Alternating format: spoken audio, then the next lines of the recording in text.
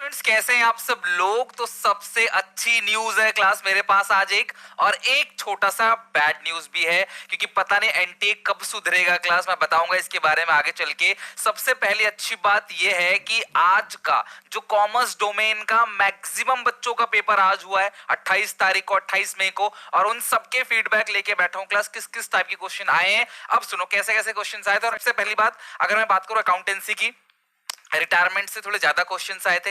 बाकी 70% अराउंड जो है वो थियोरेटिकल क्वेश्चन थे, 30% अराउंड जो थे क्लास वो न्यूमेरिकल क्वेश्चन थे।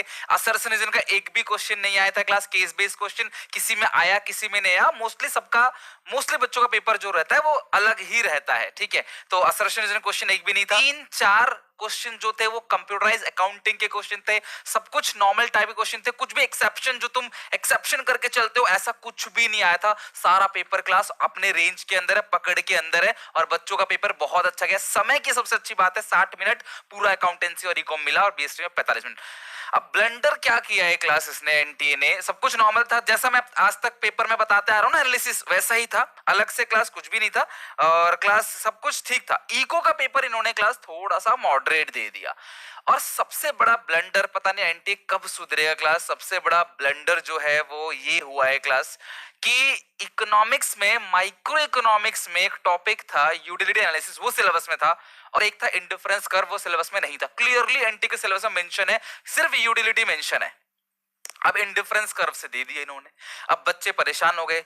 देखो, अगर जो अच्छा बच्चा है उसको कोई फर्क नहीं पड़ा, क्योंकि उसे 40 क्वेश्चन करने, उसने पूरे 40 क्वेश्चन कर लिए। लेकिन जो एक एवरेज बच्चा है क्लास, थोड़ा कमजोर है, उसको कहीं ना कहीं क्लास 1-2 क्वेश्चन का फर्क पड़ गया होगा इसमें। इंडिफरेंस कर्व बच्चे ने 11th में पढ़ा था, और घुमा फिरा के एनटी क्वेश्चन पूछता है, 11th की पढ़ाई से कहां कुछ ज्यादा क्लियर हो पाएगा। तो वहां पे किसी किसी में एक आया था इंडिफरेंस कर्व से, किसी किसी में 4 से 5 क्वेश्चन आए थे इंडिफरेंस कर्व में, केस बेस्ड क्वेश्चन, पूरा केस ही आईसी का था। तो वहां पे थोड़ी सी दिक्कत आई है, जब तुम्हारे सिलेबस में नहीं है क्लियरली, फिर तुम वो दे रहे हो तो कैसे काम चलेगा। इसलिए हमने की प्रिपरेशन में नहीं करी। प्रॉब्लम वही हुई कि यार सिलेबस में था नहीं, फिर दे दिया, ये एक दिक्कत हुई। बट मेजर बच्चे जो हमारे थे उन्होंने बोला सर हमने और क्वेश्चंस कर लिए, तो हमें इतना फर्क नहीं पड़ा, बट किसी को भी पड़ा, अगर एक को भी है तो ये दुख की बात है। चलो, दूसरी बात, इको में बेसिकली केस स्टडी भी आया था क्लास इको के अंदर, और मेजर क्वेश्चन मैक्रो से थे, इंडियन इकोनॉमी के बहुत थोड़े बहुत क्वेश्चंस थे।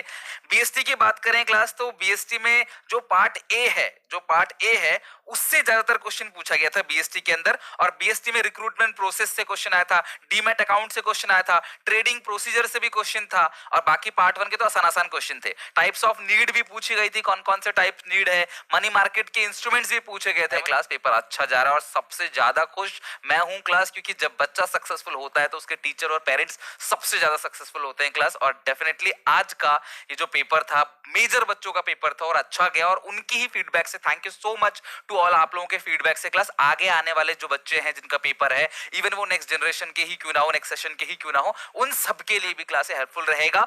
कुछ भी अलग चीज अगर होगी, अभी बच्चों का क्लास कंटिन्यू मैसेज आए जा रहे हैं मेरे पास, कुछ भी अलग होगा क्लास, मैं यूट्यूब वीडियोस बना के आपको बता दूंगा। तो स्टे कनेक्टेड, प्रिपरेशन करते हो। सो डेफिनेटली क्लास अगला पेपर भी आपका अच्छा जाएगा, मैं बताऊंगा कैसा गया आपका पेपर, क्या नहीं, आप मुझे शेयर करोगे उसके बाद। एंड आज का पेपर ऑलमोस्ट अच्छा था, और इतना कंपटीशन जो थोड़ा बहुत टफ था इको में, ठीक है, इतना कंपटीशन तो होना चाहिए, बट तुम चिंता मत करो, तुम्हारे लिए टफ नहीं था, सबके लिए टफ था। सब आईसी छोड़ गए थे, ऐसा नहीं कि आप अकेले छोड़े, सब छोड़े गए थे। एक आध नंबर से, एक आध क्वेश्चन से क्लास बहुत ज्यादा डिफरेंस नहीं आ जाएगा। क्लास आप परेशान होने की कोई बात नहीं, जो दिया अपना बेस्ट दिया, खुश रहो, एंजॉय करो क्लास। अब जितना भी आगे का टाइम बचा है क्लास, अपना फ्री रहो। अब सोचो मत, बिकॉज अब तुम कुछ नहीं कर सकते, जो हो गया वो हो गया, अच्छा हुआ बुरा हो गया, आपने अपना बेस्ट किया, खत्म। फल की इच्छा मत करो, जब रिजल्ट आएगा क्लास में आपको अनाउंस करूंगा, और क्लास आपके साथ डिस्कस भी करूंगा बाकी चीजें। तब तक के लिए स्टे ट्यून, कनेक्टेड रहो क्लास, मिलते हैं नेक्स्ट वीडियो में क्लास। बिल्कुल सारे बच्चे कनेक्ट रहना, सारे बहुत सारी चीजें हैं क्लास, आगे ग्रेजुएशन की बात है, बहुत कुछ मैं आपको बताऊंगा आगे चल के। जिन बच्चों को क्लास आप में जिनका पेपर अच्छा हुआ है, प्लीज अपने जूनियर्स को